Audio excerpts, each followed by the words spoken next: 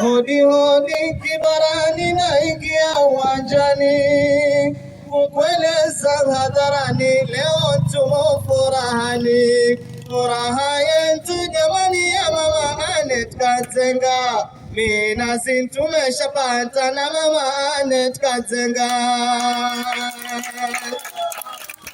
Leo mashamba tutapanda minazi mingi jamani, minazi muhimu sana tunajua asilani. Ukulima wa minazi una faida kocho, minazi mingi jamani tutapanda na Aneti.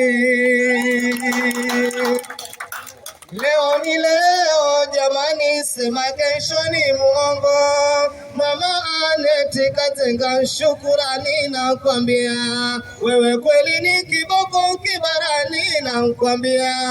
Mama wa nguvu jamani ni mama Anet Kazenga.